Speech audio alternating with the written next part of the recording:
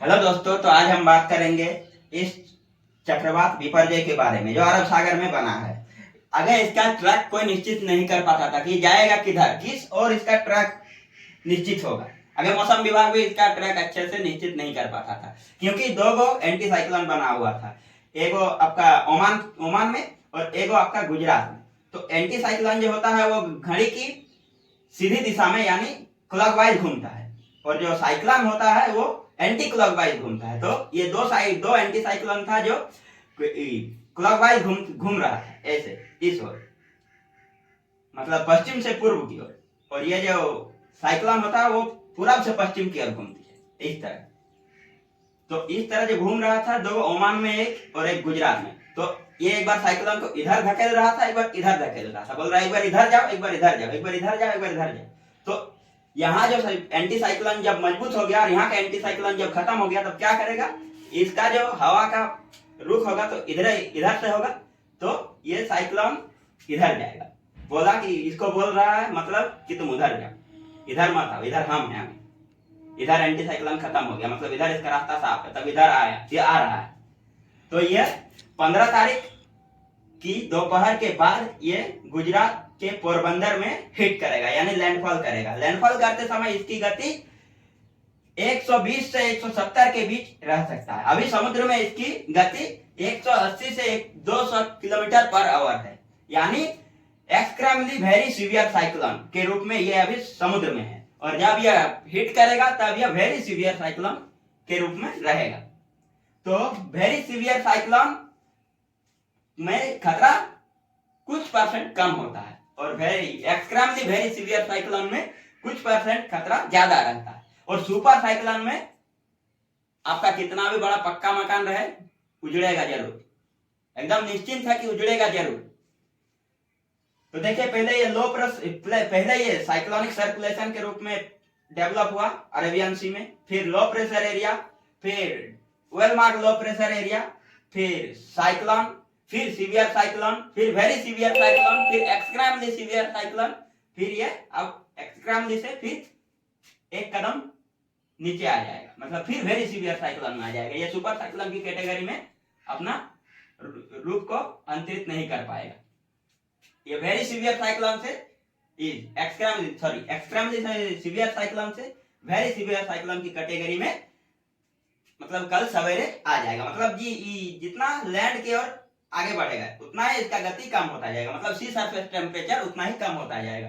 देखिए, साइक्लोन बनते कैसे हैं, जब समुद्र में यानी सागर में 27 डिग्री टेम्परेचर या उससे अधिक पानी गर्म रहता है, तब वहां हलचल मचनी शुरू हो जाती है। समझे, मतलब 27 डिग्री या उससे अधिक जब सी सरफेस टेम्परेचर रहता है, या बंगाल की खाड़ी में हो या अरब सागर में हो, बंगाल की खाड़ी या अरब सागर, कहीं भी 27 डिग्री या उससे अधिक, मतलब बंगाल की खाड़ी और अरब सागर में ही नहीं, पूरा वर्ल्ड में, प्रशांत महासागर हो गया, हिंद महासागर हो गया, मतलब उत्तरी गोलार्ध हो गया, दक्षिणी गोलार्ध हो गया, कहीं भी मतलब 27 डिग्री जब भी पार करता है टेम्परेचर, तभी साइक्लोन बनते हैं। तो उष्ण कटिबंधीय क्षेत्र में आपको साइक्लोन की एक्टिविटी ज्यादा देखने को मिलेगी, क्योंकि यही क्षेत्र, मतलब जैसे कि आप समझिए, कर्क रेखा, विषुवत रेखा, मकर रेखा, इन तीनों रेखाओं के बीच ही सूरज गति करता है, यहां से यहां, यहां से यहां, यहां से यहां। जब दक्षिण की ओर आ जाता है तब हमारा भारत में ठंड बढ़ती है, जब उत्तर की ओर जाता है, मतलब कर्क रेखा में जब आता है, ये कर्क रेखा यहां से गया है, गुजरात, राजस्थान, मध्य प्रदेश, झारखंड, छत्तीसगढ़, मिजोरम, त्रिपुरा, इन राज्यों में जब सूरज आ जाता है, विद्यमान रहता है, तो यहाँ गर्मी बढ़ती है, और बीच में आ जाता है तो ना ही गर्मी ना ही ठंडा, मतलब मार्च का महीना जब होली का समय होता है, तब क्या होता है आपका, ना ठंडा ना गर्मी, मतलब मीडियम नॉर्मल। और ऊपर में जब सूरज आता है तब गर्मी बढ़ती है भारत में, और दक्षिण में जब जाती है तब ठंड बढ़ती है। ठीक है, तो आप समझ गए कि साइक्लोन अभी लैंडफॉल करने 50-55 घंटा बाद ये लैंडफॉल करेगा, तब तक गुजरात के लोगों से मेरा निवेदन है कि आप लोग तट के सामने ना आए। अभी 2 से 3 दिन भारी वर्षा होगी। देखिए, जब साइक्लोन हिट करेगा तब साइक्लोन इस प्रकार होता है। देखिए, आपको यहाँ हम समझा देते, ज्यादा बड़ा बोर्ड नहीं है, कल को भी बोले थे, आज इस वीडियो में भी बोल रहे हैं। साइक्लोन इस प्रकार होता है। साइक्लोन का आई ये है, आंख आंख मान के चलिए, साइक्लोन का ये है, ये आपका क्या हुआ, आई। ये कितना एरिया घेरता है, ये 30 से 35 किलोमीटर का एरिया कवर करता है। देखिए, आप समझेंगे कि साइक्लोन जैसे ही हिट किया, ये एरिया तो पार हो गया, और आप जो इसका आई है, ये आपके घर के एकदम बीचों बीच है। घर मतलब आपके एरिया के बीचों बीच है। आप समझ रहे हैं कि साइक्लोन खत्म हो गया? नहीं, इसका पिछला वाला हिस्सा अभी भी बाकी है। जितना समय आपका हवा चला उतना और भी चलेगा। मतलब इक्वेटर विषुवत भूमध्य रेखा है, मतलब। तो देखिए, साइक्लोन कैसे बनता आप लोग नहीं समझे, हमको एकदम भरोसा है कि आप लोग नहीं समझे। देखिए, समझिए, एक बाल्टी पानी लीजिए, उस पानी को आप घुमा के छोड़ दीजिए। हम लोग छोटे थे तब खेलते थे पानी घुमा घुमा के, लेकिन हम लोग गौर नहीं करते थे ये क्या है, किस पर आधारित है, मतलब इसके तरह क्या है। तो एक बाल्टी पानी को आप लोग घुमा दीजिए, देंगे तब आप देखेंगे कि उसका एक आई बनेगा, आंख गोल जैसा, बीचों बीच, बाल्टी के बीचों बीच, और साइड का पानी घूम रहा है, वही साइक्लोन है। बस वो हम लोग बाल्टी में बनाते हैं कम पानी में, और ये समुद्र में बनता है ज्यादा पानी में। बस इतना ही आपका डिफरेंस है दोनों में। दोनों सेम है, वो छोटा है, ये बड़ा है। उसमें हवा नहीं चलता है, इसमें हवा चलता है। बस इतना ही डिफरेंस है, नहीं तो साइक्लोन एक ही तरह का होता है। देखिए, अब हम बताएंगे आपको फेरल के नियम के बारे में, कि फेरल का नियम मतलब, जैसे आपका देखिए, अंडमान निकोबार द्वीप यहाँ है, लक्षद्वीप यहाँ है, समझ गए? तो हम जरा अंडमान निकोबार द्वीप को मिटा रहे हैं, ठीक है। और आगे एक बात, इस बार 2 साइक्लोन आया, एक विपर्जय जो अभी हिट करने वाला है कल को दोपहर के बाद, और 1 महीने पहले आया था मोका, जो म्यांमार में जाके हिट किया। इस प्रकार, इस तरह हिट किया। तो हम लोग देखें कि ये भी गया पश्चिम की ओर, मतलब पूरब बंगाल की खाड़ी में उठा, हम समझ रहे हैं मध्य बंगाल की खाड़ी में उठा, लेकिन पूरब की इसको और इसको जाना चाहिए, लेकिन ये गया म्यांमार की ओर, मतलब पश्चिम की ओर, और ये भी जा रहा है, देखिए आपका पश्चिम की ओर। तो अब इस और ये दोनों साइक्लोन का रुख हुआ इस साल 2023 में। हमको लग रहा है, गारंटी हम बता दे रहे हैं एकदम 100%, इस बार 5 साइक्लोन आने वाली है। 5 साइक्लोन, इस बार 2 साइक्लोन आया दिसंबर। देखिए, साइक्लोन सीजन कब होता है ये भी बता देते हैं कि साइक्लोन का सीजन क्या है। देखिए, मानसून इंटर करने से 1 महीने पहले, जब गर्मी प्रचंड देती है, और मानसून जाने के बाद 1 महीने बाद गर्मी प्रचंड देती है, तब ठंड बढ़ती है।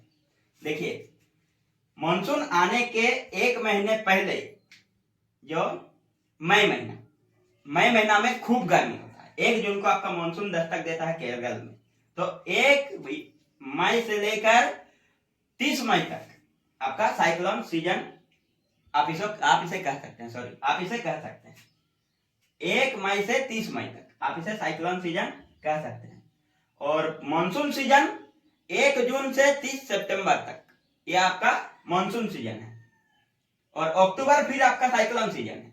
मतलब मानसून का 4 महीना, और अक्टूबर महीना, ठीक है, और ये मई महीना। ये मई और अक्टूबर 2 महीना क्या है, मानसून आने के पहले 1 महीना, और मानसून जाने के बाद 1 महीना। ये 2 महीना आपका साइक्लोन सीजन, ये 2 महीने को आप साइक्लोन सीजन कह सकते हैं। मतलब इस 2 महीनों में ही साइक्लोन ज्यादा आते हैं, और आपको साइक्लोन कहीं नहीं देखने को मिलेगा। और एक बात बता देता है, वर्षा जो होती है वो कैसे होती है, कहीं ट्रफ बनता है, कहीं साइक्लोनिक सर्कुलेशन बनता है, कहीं लो प्रेशर एरिया बनता है, कहीं डिप्रेशन बनता है, कहीं डीप डिप्रेशन बनता है, तभी जाके वर्षा होती है। मूर्ख लोग कहता है बारिश हो रही है। कैसे बारिश हो रहा है? कुछ जानते हो बारिश कैसे हो रही है? वो भी बताएंगे बारिश कैसे होती है। अभी हम विपर्जय के बारे में बात कर रहे हैं। देखिए, मेरा ख्याल जहां तक है, हमने अब तक 2 सुपर साइक्लोनों को देखा है। एक ताउते, ये देखिए ताउते लिख दिए हैं, ताउते जो अरेबियन सी में 2 साल पहले यानी 2021 में आया था, और एक अम्फान जो हिट किया था बंगाल में सुपर साइक्लोन, और एक हुदहुद। हुदहुद तो मत बोलिए, बाप रे बाप, जो झारखंड में तबाही मचाया था उसको हम कभी नहीं भूलेंगे। 2014 का बात है। हुदहुद एक पक्षी का नाम है, ये भी आप याद रखिए। देखिए, हुदहुद, निसर्ग, वायु, फेना, विपर्जय, मौका, निसर्ग बताएं, इतने साइक्लोन अभी तक आ चुके हैं, और भी आए हैं, मेरा हमको याद नहीं है। तो देखिए, आज हम समझेंगे फेरल का नियम। फेरल का नियम क्या है? फेरल एक वैज्ञानिक था, ठीक है। तो फेरल ने क्या कहा था? यह है हमारा गोलार्ध मतलब पृथ्वी, यह है विषुवत मतलब 0 डिग्री में स्थित है, अक्षांश में। अक्षांश देशांतर यह भी मैं समझाऊंगा। तो पहले साइक्लोन समझा रहे थे, तो साइक्लोन से ही कुछ रिलेटेड है, उसको समझिए। तो देखिए, उत्तरी जो गोलार्ध है, उत्तरी गोलार्ध मतलब उत्तरी गोलार्ध, इसको अच्छे से समझिए, सबको संधि विच्छेद करते समझिए, तब समझिएगा। देखिए, उत्तरी गोलार्ध क्या है? उत्तरी गोलार्ध, उत्तरी मतलब उत्तर, उत्तर मतलब ऊपर, दक्षिण मतलब उत्तरी। ये देखिए, उत्तरी उत्तरी सॉरी, उत्तरी मतलब उत्तर, और दक्षिण मतलब नीचे, ठीक है। तो उत्तरी गोलार्ध बोला है ना, तो गोल प्लस अर्ध, उत्तरी गोल अर्ध। उत्तरी का मतलब उत्तर, गोल का मतलब गोल, और अर्ध का मतलब आधा। देखिए, ये आधा गोल है, पूरा गोल थोड़ी है, आधा है ना। तो उत्तरी गोल अर्ध, उत्तरी गोल अर्ध, और दक्षिणी गोल अर्ध। समझ गए? उत्तरी की जगह सिर्फ आप दक्षिण कर दीजिए, बाद बाकी आपका यही रहेगा, दक्षिणी गोल अर्ध। तो हम लोग क्या समझ रहे थे? फेरल के नियम के बारे में। तो देखिए, फेरल का नियम क्या है, समझिए। फेरल का नियम यह है आपका 0 डिग्री अक्षांश यानी विषुवत रेखा, ठीक है। विषुवत रेखा, इक्वेटर, ठीक है।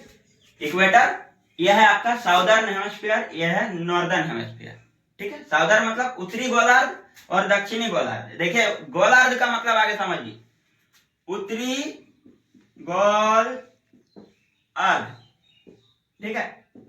तो उत्तरी का मतलब होता है ऊपर, उत्तरी का मतलब ये ऊपर है, ये नीचे है, बीच वाला रेखा से, बीच वाला दाग से, रेखा मतलब दाग, ये दाग से ये क्या है? ऊपर है, ये दाग से ये नीचे है। तो उत्तरी गोल, ये गोल है, देखिए गोल है ना, उत्तरी गोल अर्ध, अर्ध का मतलब होता है आधा, देखिए आधा गोल है। तो उत्तरी गोल अर्ध, और ये है दक्षिणी गोल अर्ध। फिर यहाँ से काट दीजिए, दक्षिणी गोलार्ध बोलेगा तो यहाँ से ले जाइए, यहाँ से काट दीजिए। उत्तरी गोलार्ध बोलेगा तो यहाँ से ले जाइए, इसको यहाँ से काट दीजिए। ये हो गया आपका उत्तरी गोलार्ध, ये हो गया आपका दक्षिणी गोलार्ध। मतलब गोल का आधा भाग को क्या कहते हैं? गोलार्ध कहा जाता है। तो गोल के आधा भाग को हम लोग क्या कहते हैं? गोलार्ध कहते हैं। बार बार यही बता रहे हैं, गोल के आधा भाग को गोलार्ध कहते हैं। तो उत्तरी गोल अर्ध और दक्षिणी गोलार्ध, ये क्या है? उत्तरी गोलार्ध। ये देखिए, इस प्रकार बन रहा है ना आधा चांद, और यहाँ भी बन रहा है उल्टा आधा चांद, ठीक है। ये उल्टा आधा चांद, ये सीधा आधा चांद, यहाँ उल्टा आधा चांद, यहाँ सीधा आधा चांद। तो उत्तरी गोलार्ध और यहाँ दक्षिणी गोलार्ध, सॉरी दक्षिणी गोलार्ध। तो उत्तरी गोलार्ध समझ गए, दक्षिणी गोलार्ध समझ गए। तो अब फेरल ने क्या कहा था? फेरल एक वैज्ञानिक था, फेरल ने क्या कहा था कि उत्तरी गोलार्ध में हवाएं ऊपर की मतलब ऊपर सॉरी राइट साइड मुड़ती है, मतलब दाहिनी साइड मुड़ती है। और फेरल ने कहा था कि दक्षिण में हवाएं बाएं साइड मुड़ती है, लेफ्ट की ओर, लेफ्ट की ओर मुड़ती है। तो देखिए, फेरल का नियम इस तरह बना दीजिए, ये हो गया आपका, बीच से काट दीजिए, ये है आपका 0 डिग्री, ये है आपका क्या? 0 डिग्री है। ये जा रहा है दाहिनी साइड, ये जा रहा है बाएं साइड, ठीक है। बायां साइड ये जा रहा है दायां साइड, ये जा रहा है बायां साइड। तो यही फेरल का नियम है। एफ बना दीजिए, बीच में काट दीजिए, 0 डिग्री दे दीजिए, ये राइट कर दीजिए इसको, ये राइट साइड जा रहा है, ये लेफ्ट साइड जा रहा है, बस। तो देखिए, यही चक्रवात है कि दक्षिण में, दक्षिणी गोलार्ध में जब भी चक्रवात आता है, ये क्लॉकवाइज घूमता है, क्लॉकवाइज घूमता है, इस तरह घूमता है, ठीक है। जब भी चक्रवात आता है तो किस साइड घूमता है? वो क्लॉकवाइज घूमता है, मतलब घड़ी की दिशा में। घड़ी जैसे चलता है ना इस तरह, 1 2 3 4 5 6 7 8 9 10 11 12, फिर 1 2 3 वैसे करके चलता है ना घड़ी। उसी प्रकार जिस प्रकार चलती है घड़ी उसी प्रकार दक्षिण में साइक्लोन घूमता है, और घड़ी की ठीक उल्टी दिशा में, घड़ी की उल्टी दिशा में, मतलब इधर से घड़ी चलती है, इधर से चलती है घड़ी। अब घड़ी को आप इधर से एक बार चला दीजिए, आप घड़ी को एक बार इधर से चला दीजिए। ये हमारा ऊपर में जब भी साइक्लोन उठता है वो इधर से घूमता है, घड़ी की उल्टी दिशा में। तो जो अभी विपर्जय उठा है ना साइक्लोन, ये घड़ी की उल्टी दिशा में घूम रहा है। बंगाल की खाड़ी में, हिंद महासागर में, प्रशांत महासागर में, ये हो गया आपका अरबियन सी में, उत्तरी अटलांटिक महासागर में आपका एंटी क्लॉकवाइज घूमता है हवा।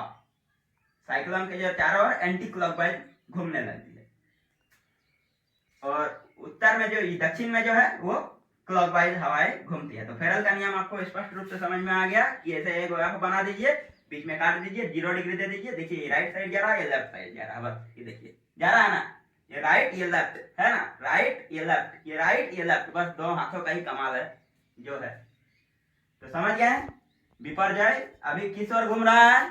आपको मैंने एक प्रश्न किया, आपको कमेंट में बताना है कि विपर्जय किस ओर घूम रही है, और दक्षिण में जो साइक्लोन आता है वो किस ओर घूमती है।